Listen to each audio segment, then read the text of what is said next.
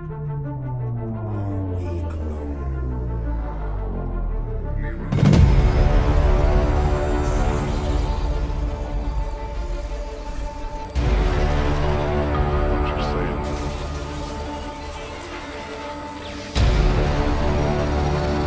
it all free to the other side. Have you done every version of this?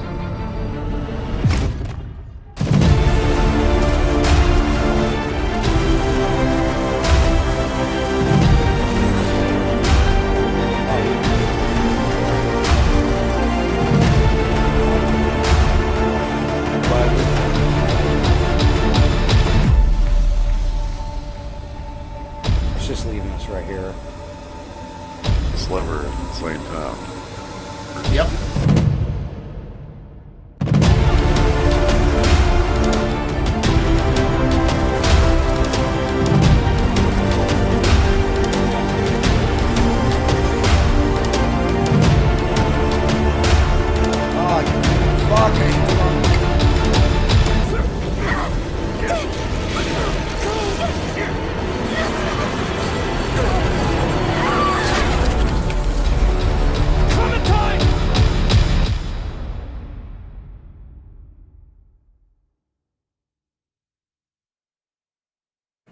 So Remnant 2 is the new action RPG. It's the follow-up to Remnant from the Ashes by Gunfire Games. And man, in my opinion, this thing absolutely smashes.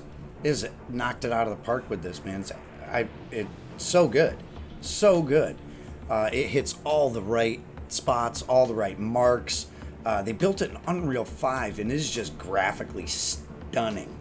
You know, the character models, the gear, enemies, the world environments, everything's just gorgeous.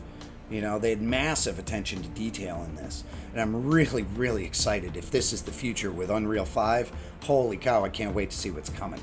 And it doesn't just look good, man. I mean, it plays awesome.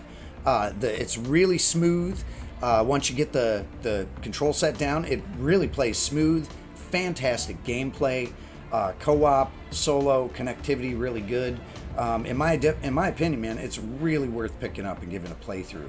And no matter what kind of gamer you are, no matter what your play style is, there's an archetype for you, and there is so much diversity in this game between the different gear and the different traits and the archetypes that you can set up. The diversity of builds is really what's gonna make things stand out in this. I can't wait to see what people come up with. People are already coming up with just insane stuff. And it's not a looter shooter. It's not like you're always chasing that bigger, better gear. You don't have to go out and find that gun with the better stat. No, once you buy a weapon or you craft a weapon, it's yours. And then at that point, you just level it up. The only grind is just get the materials you need to level it. You know, you're not looking for better stats. It's already there. You can change things on your weapons by mods and mutators, and they're all interchangeable. It's pretty awesome. Like, you just swap it in and swap it out. You know, unless it's a boss weapon that's got something baked in on it already, man, you can just change it around. You can all sorts of builds. Again, the diversity is going to be amazing. Well, the story's a little thin, but like thin in like a Dark Souls, Elden Ring, you know, FromSoft sort of way. You're just not spoon-fed a narrative. You know, they let you find it a little bit, you know, and you have to talk to people. You get it through exposition and lore, through the NPCs and your dialogues and cutscenes with different enemies that you either may or may not come across. And, you know, there's references to the first game as well, from characters to, you know, locations. And do you have to have played the first Remnant from the Ashes to get it? No, not at all. Not at all. It stands alone just fine. And you're not going to really feel lost. It's an open world-esque sort of game. It's not quite open world, but similar to the Division's Underground. The maps are generated by random tile sets, so it has amazing replay value with different map layouts, biome layouts, boss layouts that all have multiple boss fights depending on conditions.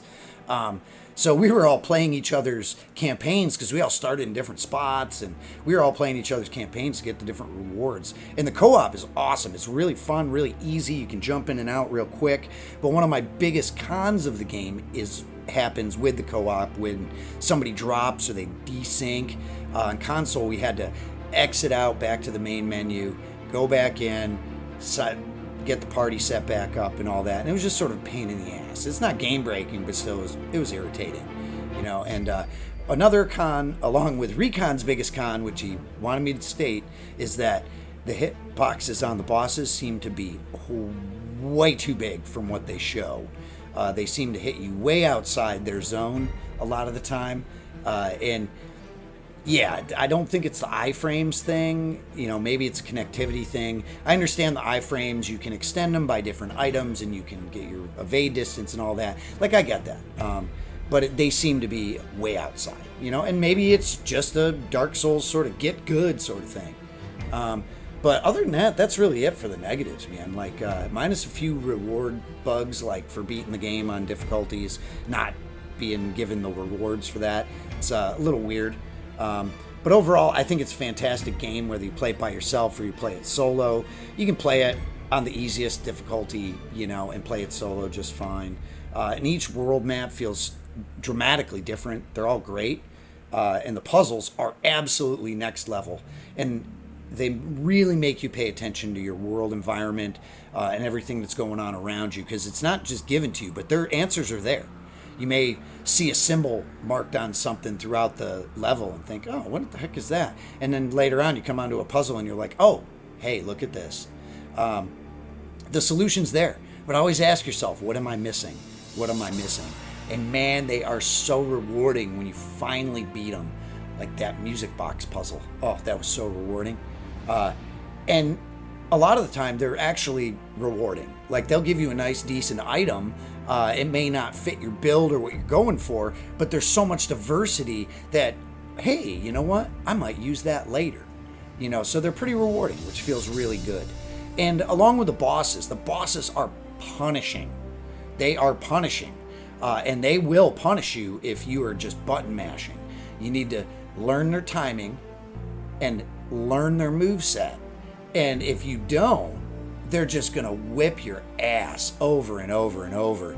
And, you know, if you get frustrated, relax, go back to it. A lot of time we beat it once or twice the next day, or we took a break, everybody went and got food and came back. Take a break, give yourselves a break, man.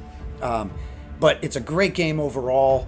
Highly recommend it. I wish more AAA studios would put out stuff of this quality, where it really felt like a finished game. It feels done. It's not perfect, no.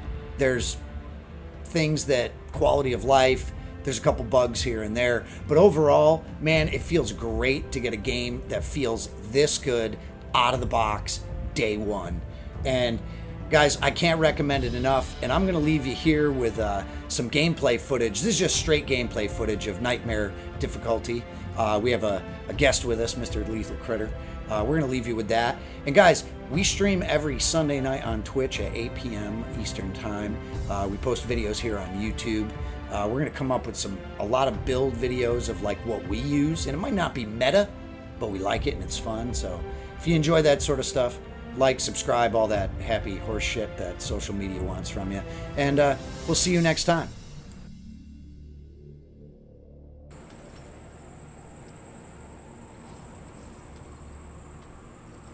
I need no proof. It is my job to accuse. And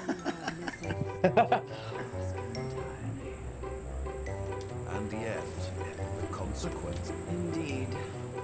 You have wrongfully and willfully brought charges of treason against the council of the one true king. Your life, creature. Yet, Fuck you off. have brought this council together again. It If only to get destroyed by me, you bitches.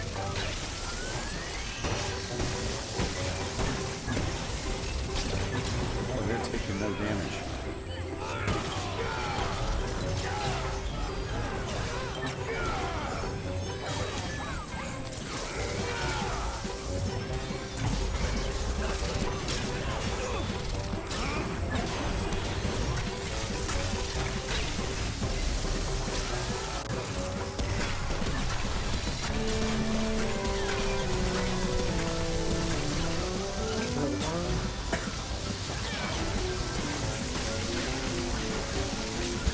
Fucked.